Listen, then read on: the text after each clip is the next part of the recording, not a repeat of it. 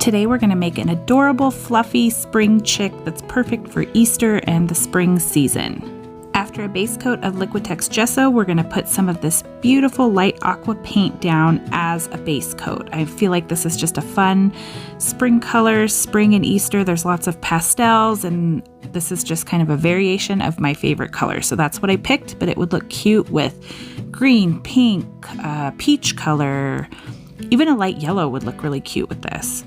I did give it a couple of coats to make sure that I had nice, solid coverage, and I let it dry really well before I went in for the next part of the design, which was taking my soapstone pencil and kind of creating a snowman without the middle part of the body. So just two kind of round balls, a larger one on the bottom and a smaller one on the top for our little chick's body.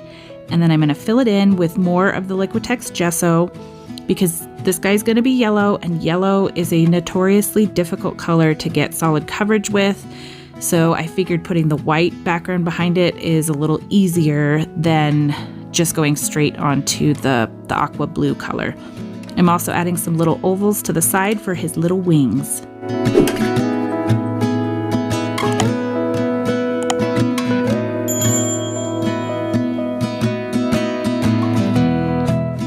Now I'm going to take my orange Tule Art acrylic paint pen, and I am going to create his little legs. So this is really easy. 2 straight lines, and then you just kind of create an upside down V going out, leaving that centerpiece as kind of his toes.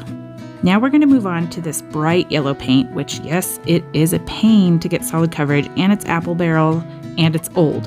So it's not in the best shape. I did have to do, I think, 3 coats of this to get solid coverage, but so you can see how starting out on this first coat, it's not perfect. You can see the gesso underneath, but that's just what you got to do.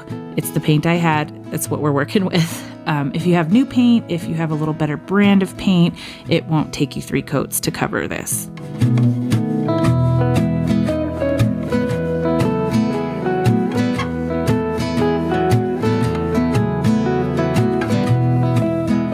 So this is a sped up version of the 3rd coat of yellow paint. I wanted to make sure I had good coverage. I also made sure that this was super dry before I did any of the details on the body of the little chick.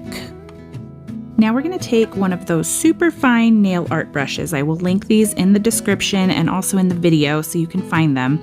This is in real time, so you can see kind of this can be tedious if it bothers you. If not, it will take some time, but this super fine nail art brush, and we're just gonna brush tiny little tufts of hair because I want the chick to be fluffy.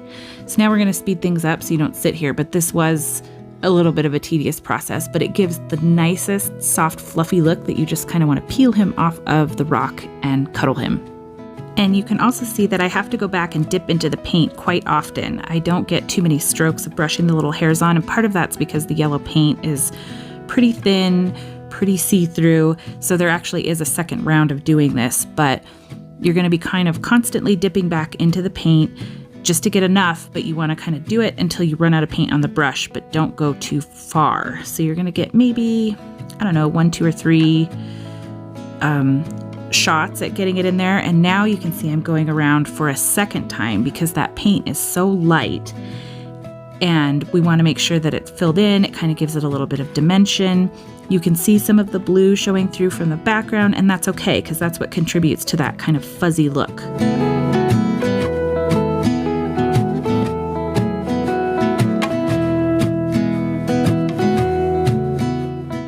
Take some of this Sea Sparkle glitter paint. It's kind of 2-dimensional, got different colors in there, and a dotting tool, and I'm just going to go around the edges of the design, so kind of where the background of the paint meets the natural stone.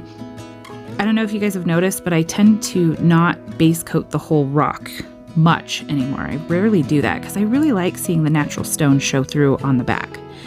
And I don't usually do the glitter around the border until the very end, but I did this way, a little bit out of order, because I was still wanting to make sure that that yellow in the chick, the 3 coats of the yellow, was nice and dry before I went to add any of the details to his face. So that's why I did the glitter a little out of order compared to normal.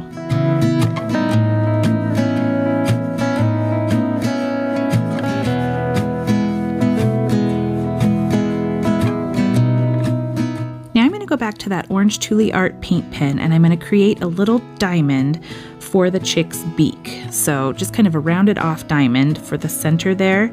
And then I'm going to take a dotting tool and some black paint and give him some little eyeballs and make sure that they're even. They were a little uneven at first, but now they're better.